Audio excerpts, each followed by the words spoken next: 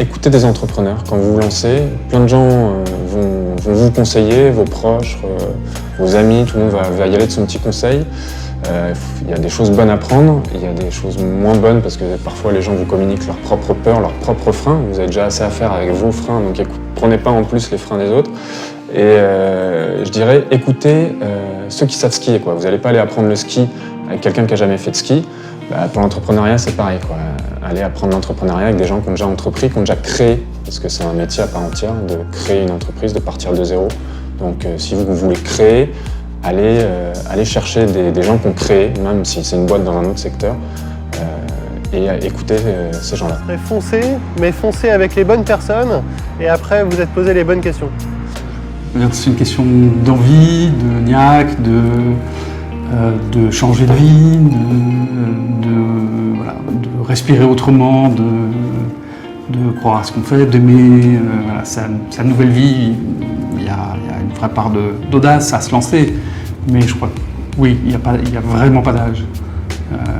Et je ne me sens pas, tu vois, du tout décalé quand je travaille, je suis avec des gens qui se sont lancés et qui ont 25 ou 32 ans.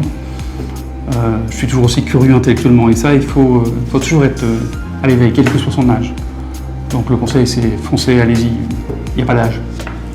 Ce que je pense, c'est qu'il faut, si on a vraiment un projet, une idée à laquelle on croit, il faut essayer de se lancer, il ne faut pas avoir peur, surtout quand on est jeune. Si on n'a pas d'autres freins comme avoir une famille ou des enfants, oui, qu'on peut vraiment quitter, se déplacer, quitter son travail et vraiment poursuivre le rêve qu'on a de créer son entreprise, il ne faut pas hésiter à se lancer. C'est une bonne expérience en fait. Je pense qu'il ne faut vraiment pas hésiter. Pas hésiter à se lancer et à entreprendre en fait. Et au final, peut-être atterrir même à Station F, comme nous, et rencontrer d'autres gens, développer son réseau. Et peut-être pourquoi pas après vivre de son entreprise. De faire d'abord l'état des lieux de ses compétences. Donc du coup, qu'il mette sur une feuille ce qu'il sait faire aujourd'hui, ce qu'il ne sait pas faire et ce qu'il doit apprendre à faire pour monter son projet. De s'entourer de personnes ressources, parce qu'on n'est pas Shiva, on ne peut pas tout maîtriser, on ne peut pas se former uniquement avec des tutos en ligne. Et pour gagner du temps et se centrer vraiment sur notre cœur d'activité, il faut s'entourer de personnes à qui on peut déléguer justement une charge mentale sur le développement de notre activité pour nous simplifier la vie et gagner du temps. D'abord, vraiment d'avoir l'envie folle de le faire, parce que sinon c'est compliqué. C'est ensuite de bien assurer son équilibre financier au début, parce que ça aussi ce sont des repères clés que l'on garde dans l'évolution. Et effectivement, c'est de toujours chercher à être bien entouré, même si ce n'est pas un entourage intéressé, c'est très important d'avoir un entourage également désintéressé pour ne jamais rester seul face à l'adversité. Et de ne pas avoir peur, de vraiment foncer quand on a...